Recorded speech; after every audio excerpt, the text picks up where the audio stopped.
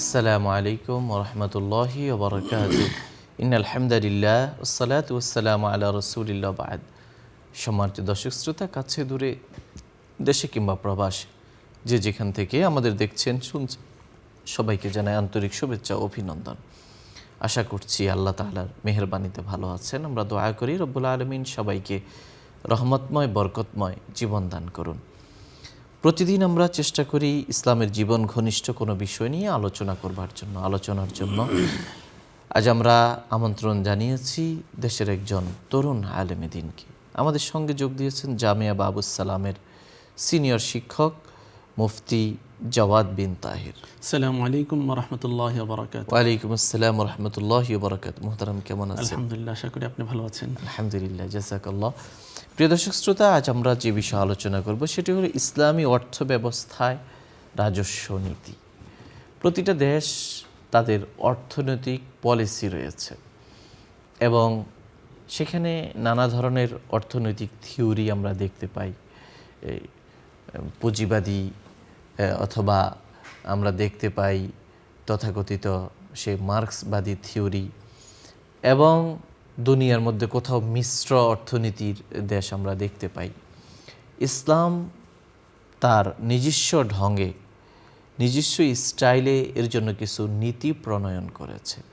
কিভাবে রাজস্ব কালেক্ট করা যায়, কিভাবে একটা দেশের টেকসই উন্নয়ন করা যায়, কিভাবে অর্থবিত্তকে এক জায়গায় আবদ্ধ না রেখে বহু মানুষের জন্য উপকারী হিসাবে বিবেচনা করা যায়, এবং কিভাবে রাষ্ট্রীয় কোষাগারকে অর্থে বিত্তে ধনে সমৃদ্ধ করা যায়। এসব বিষয়ে ইসলামের সুনির্দিষ্ট বক্তব্য রয়েছে, নীতিমালা রয়েছে। কখনো সেগুলো প্র্যাকটিক্যাল পর্যায়ে, কখনো প্রায়োগিক পর্যায়েও আমরা দেখেছি যে মুসলিম শাসন আমলে সেগুলোর প্রচার বা সেগুলোর প্রকাশ, সেগুলোর বাস্তবায়ন আমরা দেখেছি। তো এই বিষয়গুলো একটু জটিল এবং অনেকটা থিওরিক্যাল হলেও এগুলো আলোচনা হতে পারে এবং আমাদের হওয়া দরকার। আমরা ইসলামকে শুধুমাত্র নিছক কেবল পরকালীন একটি ধর্ম হিসাবে কেবলমাত্র মসজিদে নামাজ পড়ব, এই গণ্ডিভুক্ত করার যে প্রচেষ্টা, ইসলাম আসলে ঠিক তা নয়। বরং মানব জীবনের জন্ম থেকে মৃত্যু অবধি, ইহকাল এবং পরকালের, আধুনিক এবং আধ্যাত্মিক, দিন এবং রাতের সব কিছুই ইসলাম নির্দিষ্ট কাঠামোর অধীনে নিয়ে এসেছে। আসুন আমরা আজ আমাদের সংক্ষিপ্ত সময়ের মধ্যে আমাদের সম্মানিত অতিথির কাছ থেকে শুনব ইসলামের রাজস্ব নীতি। জাযাকুমুল্লাহু খায়রান। নাহমাদুহু ওয়া নুসাল্লি আলা রাসূলিল কারীম, আম্মা বা'দ। ফাআউযু বিল্লাহি মিনাশ শাইতানির রাজীম। বিসমিল্লাহির রাহমানির রাহিম। والذين يكنزون الذهب والفضة ولا ينفقونها في سبيل الله فبشرهم بعذاب عليم। صدق الله العظيم। অত্যন্ত চমৎকার একটি বিষয় আপনি নির্বাচন করেছেন, ইসলামী অর্থ ব্যবস্থায় রাজস্ব নীতি। আমাদের অনেকের হয়তো ধারণাই নাই যে ইসলামীয় যে অর্থ ব্যবস্থার একটা রাজস্ব নিজস্ব নীতি আছে। তো আমরা অল্প সময়ের মাঝে ইনশাল্লাহ কোরআন হাদিসের আলোকে আলোচনা করার চেষ্টা করব। নবীজি সাল্লাল্লাহু আলাইহি সাল্লাম আমাদের সামনে পূর্ণাঙ্গ দিন রেখে গেছেন, আমাদের জীবন ব্যবস্থা রেখে গেছেন। সমগ্র আমার জন্ম থেকে মৃত্যু পর্যন্ত যাবতীয় বিষয় সব কিছু তিনি আমাদের জন্য রেখে গেছেন। লাকাদ কানা লাকুম ফি রাসূলিল্লাহি উসওয়াতুন হাসানাহ, যে নবীজির জীবনে আমাদের জন্য উত্তম আদর্শ রয়ে গিয়েছে। এখন আমরা অনেকে খুঁজি না, সেজন্য আমরা জানি না বা অনুসন্ধান করি না। আমরা বিজাতি যারা আছে তাদেরটাই কি করি, সামনে রাখি, মনে করি এটাই সর্বে সর্বা।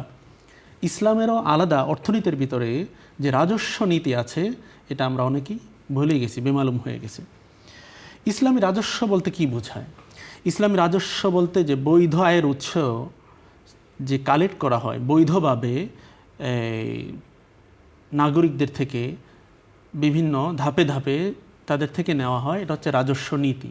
এখন কীভাবে নিবে, কী পরিমাণ নিবে, এটা ইসলাম কী করে দিয়েছে, নির্ধারণ করে দিয়েছে। তো প্রথম একটা বিষয় আমাদের জানা উচিত, অনেকের চিন্তা কনসেপ্ট এরকম যে সম্পদের মালিক আমি কষ্ট করে উপার্জন করি, সুতরাং সম্পদের মালিকানা আমার, নিরঙ্কুশ। অথচ ইসলাম এই জিনিসটাই কি করে দিয়েছে, ভেঙে দিয়েছে, যে সম্পদের মালিককে। ইসলাম অর্থনীতিতে সম্পদের নিরঙ্কুশ মালিকানা একমাত্র আল্লাহ তাআলা, নিরঙ্কুশ মালিকানা আল্লাহ তাআলার। মানুষ কেবল আমানতদার। পৃথিবীতে বেঁচে থাকতে মানুষের তো অর্থের প্রয়োজন হয়, সেজন্য আল্লাহ তাআলা তাকে দিয়েছে, সে প্রয়োজন আল্লাহ তাআলা যেভাবে আদেশ দিয়েছেন, যেসব জায়গায় খরচ করার জন্য বলেছেন সেসব জায়গায় সে কী করবে, খরচ করবে। তো আল্লাহ তাআলা এটাকে রিজিক হিসাবে বলেছেন, যে বান্দাকে আমি কি দিয়েছি, রিজিক হিসাবেই দিয়েছি। তো মানুষকে আল্লাহ তাআলা প্রতিনিধি হিসাবে পাঠিয়েছেন, তো মানুষকে সে রিজিক দিয়েছেন। তো আল্লাহ যেহেতু নিরঙ্কুশ মালিক, আল্লাহ তাআলা যেভাবে বলবেন সেভাবে আমাদেরকে কী করতে হবে, খরচ করতে হবে। এই চিন্তাটা আমাদেরকে মাথায় রাখতে হবে।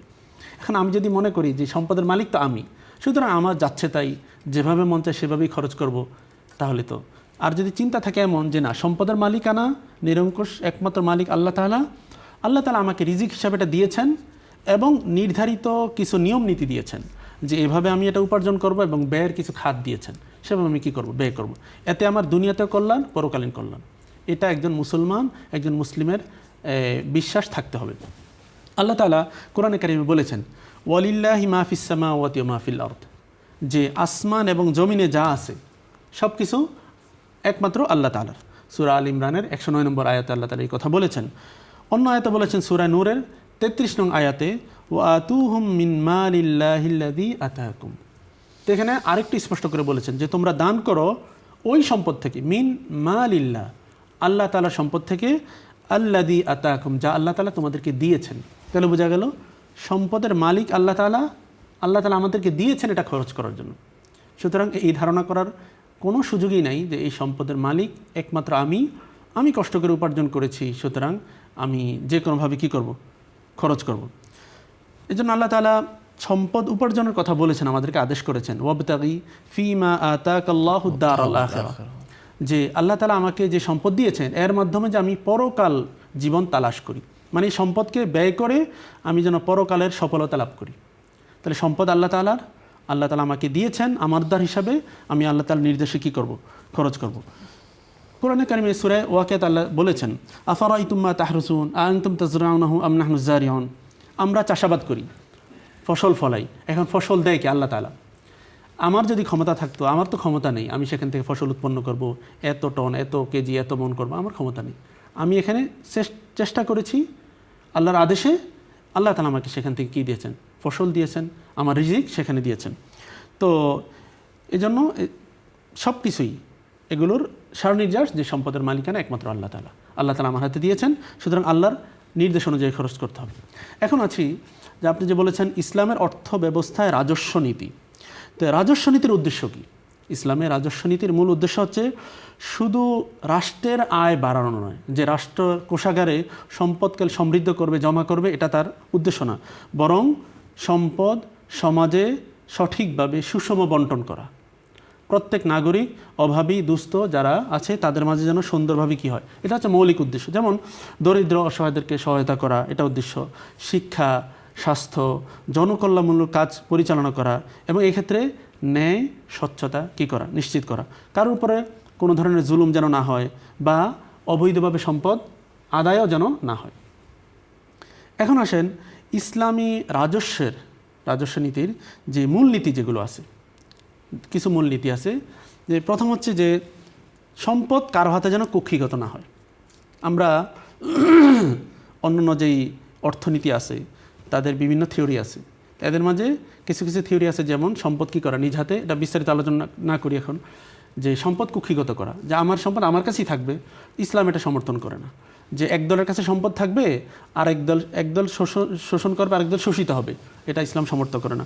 আল্লাহ তাআলা কোরআনে কারিমে বলেছেন সূরা হাশরের 7 নম্বর আয়াতে, কাইলা ইয়াকুনা দুলাতান বাইনাল আগনিয়া মিনকুম, যাতে সম্পদ কেবল তোমাদের ধনীদের মধ্যেই আবর্তিত না হয়।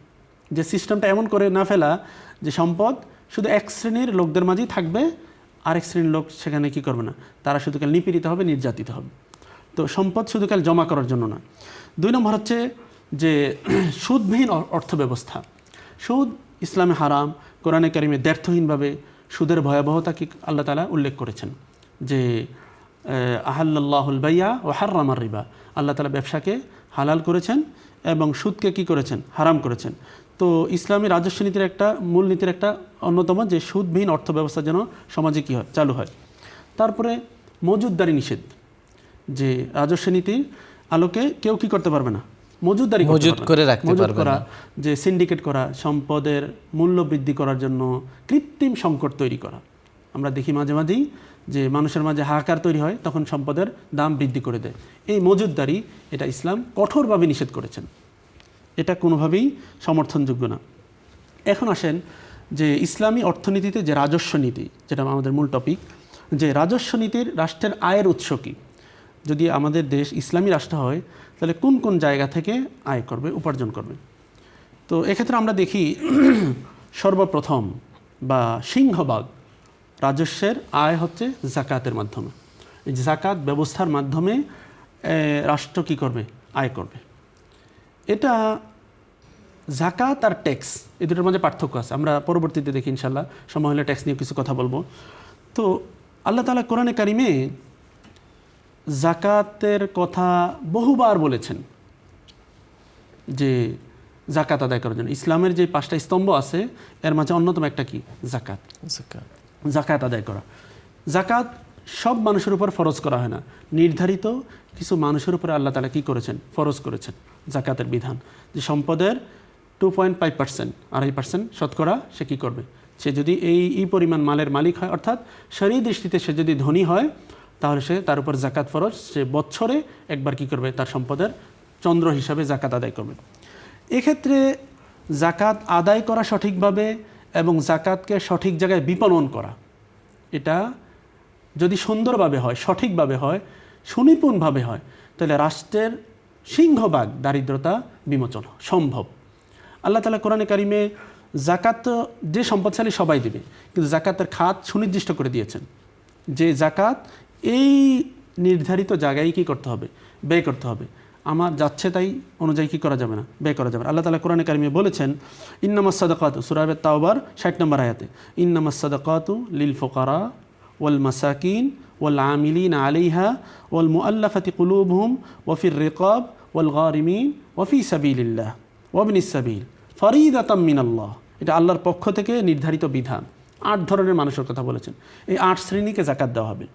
যদি জাকাত সঠিকভাবে কালেক্ট করে এই 8 শ্রেণীর মানুষের মাঝে বন্টন করা হয়, তাহলে আমাদের যখন অতীত ইসলামী রাষ্ট্র ছিল সেটা আমাদের সামনে, এবং নবীজির পরবর্তী খোলাফায়ে রাশেদ এটা প্রমাণ করে যে দেশের অর্থনৈতিক সমৃদ্ধি, দারিদ্র্য বিমোচনে ব্যাপক ভূমিকা রাখবে। তো এখানে প্রথম আসছে ফোকারা আর মাসাকিন, দুটা কথা, ফকির এবং মিসকিন। ফিকহের ভাষায় ফকির এবং মিসকিনের মাঝে কিছুটা পার্থক্য আছে। ফকির বলা হয় যার কাছে কিছু সম্পদ আছে, বাকি এটা নেশাব সমপরিমাণ নয়, তার দারিদ্রতা আছে, তার অর্থ সংকট আছে, বাকি সে কিছু সম্পদ তার কাছে আছে, তাকে বলে ফকির। আর মিসকিন বলা হয় যার কাছে কোনো সম্পদই নেই, একদম নিঃস্ব, তাকে বলা হয় মিসকিন। তো আল্লাহ তাআলা এই ফকির এবং মিসকিন এটা হচ্ছে জাকাতের প্রথম খাত হিসাবে উল্লেখ করেছেন, এই দুইটা। এরপরে ওয়াল আমিলিনা আলাইহা, যারা জাকাত কালেক্ট করে, অর্থাৎ সরকারি পক্ষ থেকে জাকাত মানুষ থেকে নেওয়ার জন্য যাদেরকে নিয়োগ দেওয়া হয় তাদের জন্য, এটা হচ্ছে 3 নম্বর। 4 নম্বর হচ্ছে ওয়াল মুআল্লাফাতি কুলুবুহুম, অর্থাৎ যাদেরকে জাকাত দিলে তারা ইসলামের প্রতি ধাবিত হবে, ইসলাম গ্রহণ করবে, যাদের ব্যাপারে সম্ভাবনা আছে তাদেরকে দেওয়া। এমনি সাধারণত অমুসলিমদেরকে জাকাত দেওয়া যাবে না, জাকাত নিতে হবে মুসলমানদের, এটা এবং মুসলমানদের মাঝেই দিবে, জাকাত অমুসলিমকে দিলে আদায় হবে না। বাকি যাদেরকে মনে করা হয় যে এদেরকে জাকাত দিলে ইসলাম গ্রহণ করবে, এদেরকে দেওয়ার সুযোগ আছে। এটা নবীজি সাল্লাল্লাহু আলাইহি ওয়াসাল্লাম যখন ইসলামের কি ছিল, মুসলমানদের সংখ্যা কম ছিল, তাদের বিভিন্ন ভয় ছিল, তখন এই ইয়াটা ছিল। পরবর্তীতে এই ইয়াটা কী হয়ে গেছে, দূর হয়ে গেছে, এটা এখন রহিত হয়ে গেছে এক ধরনের। তারপরে হচ্ছে 4টা গেল। 5 নম্বর ওয়াফির রিকাব, অর্থাৎ যেসব দাস নিজেদেরকে স্বাধীন করার জন্য অপেক্ষায় আছে তাদেরকে জাকাত দেওয়া যাবে, যে জাকাতের মাধ্যমে সে মুক্ত হবে। 6 নম্বর ওয়াল গারিমিন, যারা ঋণগ্রস্ত আছে, ঋণে জর্জরিত, তার কাছে অনেক সম্পদ আছে কথার কথা, কিন্তু এই সম্পদ তার যেই পরিমাণ ঋণ আছে, তার কাছে 3 লক্ষ টাকা আছে, কিন্তু তার ঋণ আছে 5 লক্ষ টাকা। তাহলে এই সম্পদ যদিও দেখতে নেশাব সমপরিমাণ, কিন্তু সেই ঋণের ভিতরে এটা ডুবে গেছে, তাকেও জাকাত দেওয়া যাবে। এদেরকে যদি সঠিকভাবে এই নির্ধারিত খাতে যদি কি দেওয়া হয়, জাকাত দেওয়া হয়, তাহলে জাকাতের আসলে প্রকৃত সুফলটা পাওয়া যাবে। এরপর হচ্ছে ওয়াফি সাবিলিল্লাহ, আল্লাহ রাস্তায় যারা মুজাহিদ আছে, জিহাদ করে, তাদেরকে সহায়তা করা, তাদেরকে দেওয়া। ওয়াবনিস সাবিল, এবং মুসাফিরকে।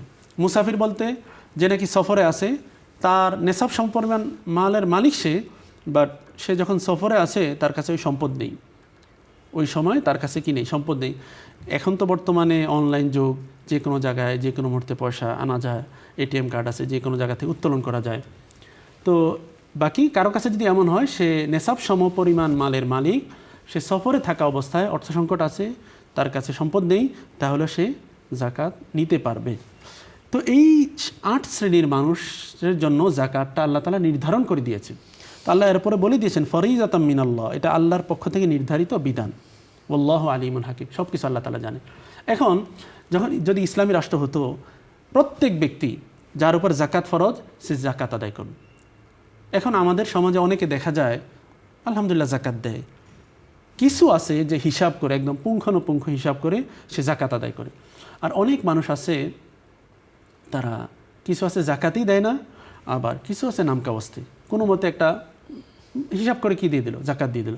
অথচ জাকাত পাই টু পাই আপনাকে কী করতে হবে, আদায় করতে। এটা নামাজ যেভাবে ফরজ, রোজা যেভাবে ফরজ, সম্পদের মালিক হলে যেভাবে হজ ফরজ, জাকাতটাও আমার সম্পদের উপর ফরজ। এই জাকাতের মাধ্যমে আল্লাহ তাআলা আমাকে তাজকিয়া করেন, আমার সম্পদকে পবিত্র করেন। জাকাতকে যেন জাকাত বলা হয়, এই জাকাতের মাধ্যমে আমার সম্পদ পবিত্র হবে। যে ব্যক্তি আসলে অভিজ্ঞতার আলোকে দেখা যায় যারা নিয়মিত জাকাত প্রদান করে, তাদের এই সম্পদ আল্লাহ তাআলা কী করেন, রক্ষা করেন। বিভিন্ন দুর্যোগ মুসিবত থেকে আল্লাহ তাআলা কী করেন, কুদরতিভাবে আল্লাহ তাআলা হেফাজত করেন। জাকাতকৃত মালের যে সম্পদ আছে সেখানে সাধারণত এমনটা হয় না, এটা আল্লাহ তাআলা কী করেন, হেফাজত করেন। জাকাতের মাধ্যমে সে যেহেতু কী করছে, এটা পবিত্র করেছে। দ্বিতীয় নম্বর, ইসলামের যে রাজস্ব জাকাতের দ্বিতীয় নম্বর হচ্ছে অসর, যে কৃষি পণ্যের উপর ধার্যকৃত, যেটা আসমানের বৃষ্টির মাধ্যমে কী হয়, উৎপন্ন হয়, মুসলিমরা যদি আবাদ করে সেখানে ওসর দিতে হয়। রাজস্বকে, বাইতুল মালকে বা ইসলামী রাজস্বকে ওসর দিতে হয়, এটা হচ্ছে দ্বিতীয়। 3 নম্বর হচ্ছে খারাজ বা জিজিয়া। খারাজ বা এবং জিজিয়া এটা হচ্ছে অমুসলিমদের জন্য, মুসলমানদের জন্য জাকাত, ওসর। আর খারাজ এবং জিজিয়া হচ্ছে একজন জিম্মি বা অমুসলিম, মুসলিম রাষ্ট্রে সে বাস করতেছে, তার নিরাপত্তা, তার জানমালের নিরাপত্তার জন্য একটা নির্ধারিত অঙ্ক সে কী করবে, এই রাষ্ট্রীয় কোষাগারে জমা দিবে। এটা হচ্ছে খারাজ। এবং আর খারাজ হচ্ছে অমুসলিমরা যেই সম্পদ, যেই ফসল করে সেখানে কি করবে, সে খারাজ দেবে নির্ধারিত পরিমাণ। এরপর হচ্ছে খুমুস, যে খনি থেকে যদি কোথায় খনি পাওয়া যায়, খনিজ সম্পদ, সেখান থেকে এটা যদি উত্তোলন করা হয় 5 ভাগের 1 ভাগ এটা কি করবে, রাষ্ট্রীয় কোষাগারে দিবে। এবং এই সমস্ত এই যে আপনার ওসর, খারাজ, খুমুস, এই জাকাতের যেহেতু 8টা নির্ধারিত আছে, এগুলো কিন্তু নির্ধারিত না, এগুলো জনকল্যাণমূলক, রাস্তা, কালভার্ট, চিকিৎসা, স্বাস্থ্য ইত্যাদি কাজে কী করতে পারবে, ব্যয় করতে পারবে। এরপর হচ্ছে 5 নম্বর হচ্ছে ওয়াকফ বা সাধারণ সাদাকা, যে ওয়াকফকৃত যে সম্পদ আছে এগুলো জনকল্যাণের জন্য যেগুলো দান করা হয়েছে। আমাদের দেশে এখন বহুত ওয়াকফিয়া সম্পদ আছে, আসলে এগুলো সঠিক তাসারুফ না হওয়ার কারণে, সঠিকভাবে এগুলো পরিচালনা না হওয়ার কারণে, এগুলো থেকে মানুষ, এটা থেকে যে আউটপুট আছে, যে উপকার আছে, মানুষ যাদের জন্য এটা দেওয়া হয়েছে এভাবে হচ্ছে না। যদি সঠিকভাবে এগুলো কী করা হতো, পরিচালনা করা হতো, এটা থেকে অনেক মানুষ কী হতো, উপকৃত হতো। এরপরে আরেকটা যে বর্তমান রাষ্ট্রে দেখা যায় ট্যাক্স, যেটা এটাও একটা রাজস্ব আয়। বাকি শরীয়ত এটা সমর্থন করে কিনা এটা একটা প্রশ্ন। এক্ষেত্রে যদি এই যে রাজস্ব যেগুলো আলোচনা হয়েছে, এছাড়া আরও আছে ওসিয়ত এবং কর্জে হাসানা, এগুলো রাজস্ব আয়। এগুলো নেওয়ার পরে রাষ্ট্র যদি কোনো সংকটে পড়ে, অভাবে পড়ে, সেক্ষেত্রে পরিমাণ মতো কার উপর যেন জুলুম না হয়, সে পরিমাণ ট্যাক্স সরকার জনগণের উপর কী করতে পারে, নির্ধারণ করার সুযোগ আছে। বাকি এটা কোনোভাবেই যেন কি না হয়, জুলুম না হয়। যদি জুলুম হয়ে যায় তাহলে এটার ভয়াবহতা হাদিসে এসেছে, এটা এতটুকু অনুমোদন আছে। এখন অনেক ভাই আমাদেরকে মাঝে মাঝে প্রশ্ন করে যে ট্যাক্স দিলে মনে হয় জাকাত দিতে হবে না, কারণ ট্যাক্সও তো আমার সম্পদের মধ্য থেকে দেই না। ট্যাক্স একটা, আর জাকাত হচ্ছে আল্লাহর পক্ষ থেকে কোরআনের বিধান আমার উপর, সম্পদের উপর ফরজ করা হয়েছে। তো ট্যাক্স আর জাকাতের মাঝে কি আছে, পার্থক্য আছে। ট্যাক্স যদি, যেটা বললাম, সরকার নির্ধারণ করতে পারে, যদি প্রয়োজন অনুমাপিক হয় এবং জনগণের জন্য সহনীয় হয়, আদায়ের পদ্ধতি যথাযথ হয়, এরকম যদি হয় এবং ট্যাক্সের টাকা প্রকৃত অর্থে যথাযথভাবে জনগণের কল্যাণে ব্যয় করে। এখানে আমাদের একটা গ্যাপ থাকে যে ট্যাক্স তো অনেক নেয় কিন্তু আসলে সঠিক ভাবে সঠিক জায়গাটা কি হয় না, ব্যয় হয় না। এই জন্য মানুষ যারা ট্যাক্স দেয় তাদের ভিতরে এমন একটা তারা বিশ্বাস করে যে আমার থেকে ট্যাক্স নেয়, কিন্তু সরকার আসলে এটা জনগণের কাজে বা উন্নয়নের কাজে তেমন এটা কি করে না, ব্যয় করে না। এটা দুর্নীতি হয়, এটা পাচার হয়ে যায়, বিভিন্ন মানুষের বিশ্বাস আছে। এই জন্য মানুষ অনেকে দিতে চায় না। যদি এরকম হয় যে প্রকৃত অর্থেই জনগণের কাজে ব্যয় করে, তাহলে এটার কি আছে, সুযোগ আছে। এখন জাকাত আর ট্যাক্সের মাঝে মৌলিক পার্থক্য কি? দেখেন, জাকাত হচ্ছে একটা আবশ্যিক আর্থিক আবাদত, এটা মুসলমানদের উপর ফরজ। কিন্তু ট্যাক্স এটা মুসলিম অমুসলিম সবার জন্য কি। তো এই জন্য সম্প্রতি আমাদের দেশে যে সর্বশেষ বাজেট হয়েছে সেখানে কিন্তু একটা সুযোগ রাখা হয়েছে যে সরকারি যে কোষাগারে যদি ট্যাক্স জাকাত দেওয়া হয়, সে তার আলোকে আপনার ট্যাক্স কিন্তু মওকুফ হবে। হ্যাঁ, যদি সে যথাযথ কি করে, জাকাত পুরো সম্পদের যথাযথ জাকাত সেন্টার ফর জাকাত ম্যানেজমেন্টে যদি সেখানে যদি জমা দেয় এবং পূর্ণাঙ্গ হিসাব দেয়, তাহলে তার ক্ষেত্রে ট্যাক্স মওকুফ করা হবে। তো যেটা বলতেছিলাম যে ট্যাক্স আর জাকাতের ক্ষেত্রে এক তো ট্যাক্স জাকাত হচ্ছে মুসলমানদের উপরে, আর ট্যাক্স হচ্ছে কি মুসলিম অমুসলিম সবার উপরে। আর জাকাত হচ্ছে নির্ধারিত খাত আছে, মানে 8টা খাতে ব্যয় করতে হবে, কিন্তু ট্যাক্সের জন্য নির্ধারিত কোনো খাত নেই। জাকাতের টাকা নিজে ব্যবহার করতে পারে না। ট্যাক্সের টাকা সরকার যদি কি করে, কোনো উন্নয়ন কাজ করে, নিজেও কি করতে পারে, ব্যয় করতে পারে। জাকাতের টাকা নির্ধারিত, কিন্তু সরকার ট্যাক্স কম বৃদ্ধি এটা কি করতে পারে, হার বাড়াতে পারে এবং কমাতেও পারে। আর জাকাতের টাকা সমুদয় সম্পদ, পুরো সম্পদের উপর আসে।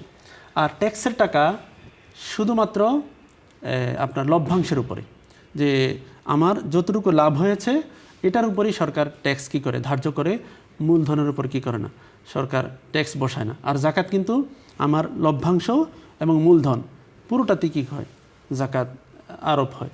তো এই জন্য জাকাত আর ট্যাক্সে গুলিয়ে ফেলা এটা ভুল। বরং জাকাত আমি পূর্ণাঙ্গ সঠিকভাবে আদায় করব, এবং সরকার যদি ন্যায়সঙ্গতভাবে আমার উপর ট্যাক্স ধার্য করে, আমরা কি করব, ট্যাক্স সেটা দিতে বাধ্য, যে সেটা আইনত আমিও বিভিন্ন ঝামেলায় পড়বো যদি আমি কি করি, এই ট্যাক্স আদায় না করি। আর জাকাতের হার তো শরীয়তের পক্ষ থেকে নির্ধারিত, যে শতকরা 2.5% কি করতে হবে, দিতে হবে। আর ট্যাক্স তো সরকার প্রতি বছরই কি করে, বাড়াতে পারে বা বৃদ্ধি করতেছে। বাকি আমরা যদি ইসলামী রাজস্ব যে নীতি আছে এটা যদি তাকাই, যে ইসলাম এমন একটা রাজস্ব নীতি দিয়েছে, যদি এটাকে সঠিকভাবে কি করা হয়, যে রাজস্ব যে আয়গুলো আছে এটা যদি সঠিকভাবে কি কালেক্ট করা হয়, তাহলে আসলে ইসলামী রাষ্ট্রের জন্য ট্যাক্সের খুব বেশি কি হয় না, প্রয়োজন হয় না। যেমন এই বছর যে সরকার যেটা সুন্দর একটা উদ্যোগ নিয়েছে, যে জাকাত যদি সঠিকভাবে কি করে ওখানে আদায় করে, তাহলে তার জন্য কি হয়ে যাবে, ট্যাক্সে এটা দেখানো যাবে ট্যাক্স ফাইলে। জি। তো সেক্ষেত্রে এই বর্তমানে বৈশ্বিক মূল্যস্ফীতি, ঋণের বোঝা এবং ধনী গরিবের যেই বিশাল বৈষম্য দিন দিন কি বৃদ্ধি পাচ্ছে, এক্ষেত্রে ইসলামী শরীয়ত আমাদের জন্য, এবং আমরা দেখতে পাচ্ছি যে রাষ্ট্রীয় বিভিন্ন গরিব মানুষের জন্য নানা ধরনের ফ্যাসিলিটির কথা বলা হচ্ছে। এগুলো কিন্তু জাকাত থেকে যদি মানে নেওয়া হয়, ধনীদের জাকাত ফান্ডের টাকা ওখানে ব্যাপক পরিমাণে ব্যবহার করার সুযোগ আছে। হ্যাঁ, অবশ্যই তো সুযোগ আছে। এই যে জাকাতের তো যে প্রথমেই তো আল্লাহ তাআলা বলে দিয়েছেন ফুকারা এবং মাসাকিন, যারা দরিদ্র আছে গরিব আছে তাদের জন্য।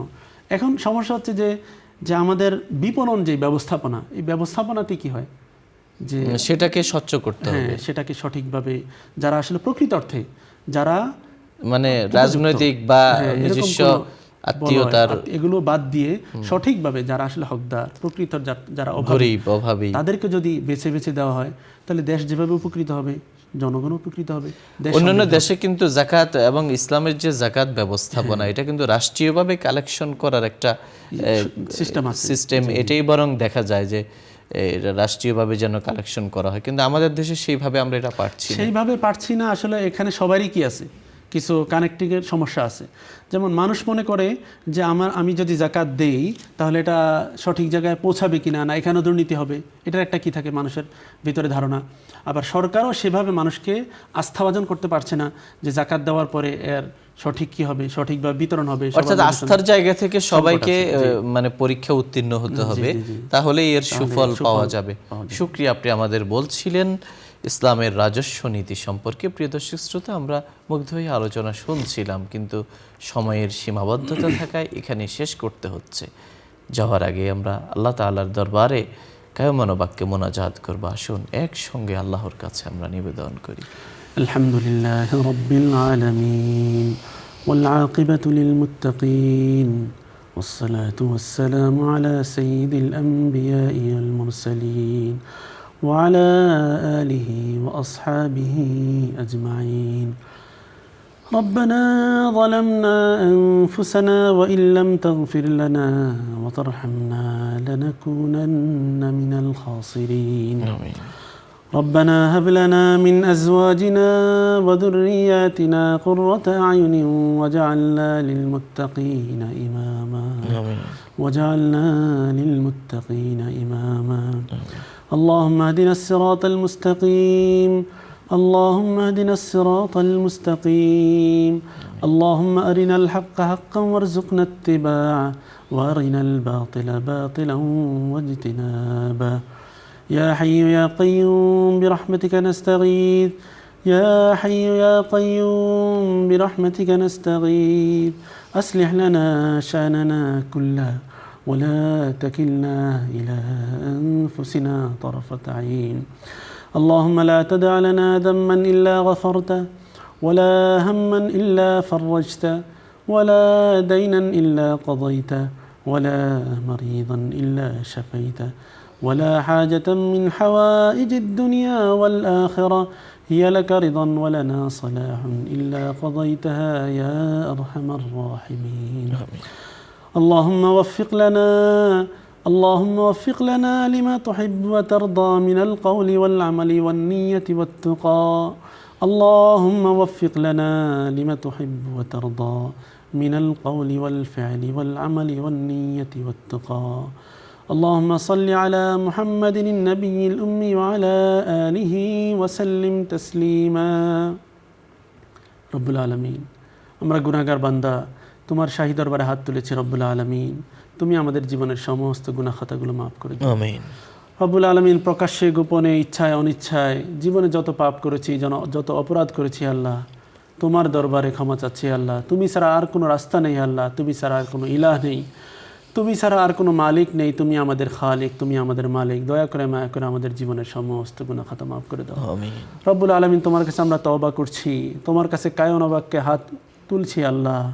আমরা স্বীকার করি আমরা অপরাধী আল্লাহ। তুমি গফফার, তুমি তাওয়াব, তুমি আরহামুর রাহিমিন, তুমি আকরামুল আকরামিন। আপনি দয়াবান, আপনি মায়াবান, আপনি সবাইকে দয়া করেন, আপনি ক্ষমা করেন, আপনি ক্ষমা করতে ভালোবাসেন। রব্বুল আলামিন, আমরা গুনাহগার, আমরা অপরাধী, আমরা আপনার কাছে তওবা করছি। রব্বুল আলামিন, আপনি আমাদের জীবনের সমস্ত গুনাহ খাতাগুলো মাফ করে দাও। রব্বুল আলামিন, আমাদের ঈমানকে মজবুত করে দেন। যে পথে চললে আপনি খুশি, আপনার হাবিব খুশি, সে পথে চলার তৌফিক দান করেন। যে পথে চললে আপনি নারাজ, আপনার হাবিব নারাজ, সে পথ থেকে আমাদেরকে দূরে রাখুন।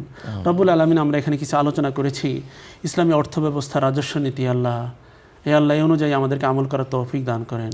এ আল্লাহ, সঠিকভাবে যাকাত আদায় করার তৌফিক দান করেন। সঠিক পথে উপার্জন করা, সঠিক পথে মাল উপার্জন করা এবং সঠিক পথে আপনি যে পথে ব্যয় করার কথা বলেছেন সেইভাবে ব্যয় করার তৌফিক দান করেন। সম্পদ আহরণ, বিপণন সব কিছুর যেন সুন্দরভাবে হয় সেই তৌফিক দান করেন। হে আল্লাহ, আমাদের দেশকে শান্তিময় করে দিন, দেশে শান্তির ফয়সালা করে দিন। দেশের যত সংকট আছে সকল সংকট দূর করে দিন। হে আল্লাহ, কত সংকট আছে, কত অভাবী আছে, অভাবকে দূর করে দেন। অনেক মানুষ ঋণগ্রস্ত আছে, ঋণগ্রস্তকে ঋণ আদায় করার তৌফিক দান করুন। অসুস্থ মানুষকে সুস্থ করে দিন। হে আল্লাহ, যারা এই অনুষ্ঠানের আয়োজন করেছে, ব্যবস্থা করেছে, তাদেরকে উত্তম বিনিময় দান করুন, তাদেরকে নেক হায়াত দান করুন। আমাদের এই অনুষ্ঠানকে কবুল ও মঞ্জুর করুন। আল্লাহ সুবহানা রাব্বিকা রাব্বিল ইজ্জাতি আম্মা ইয়াসিফুন ওয়া সালামুন আলাল মুরসালিন ওয়ালহামদুলিল্লাহি রাব্বিল আলামিন। প্রিয় দর্শক শ্রোতা, এতক্ষণ ধরে অত্যন্ত ধৈর্য সহ আপনারা শুনছিলেন আপনাদের প্রিয় অনুষ্ঠান আলোকিত প্রতিদিন। পুরো সময় আমাদের সঙ্গে থাকার জন্য ধন্যবাদ। আম্মা আলাইনা ইল্লাল বালাগ। আসসালামু আলাইকুম ওয়া রাহমাতুল্লাহি ওয়া বারাকাতুহু।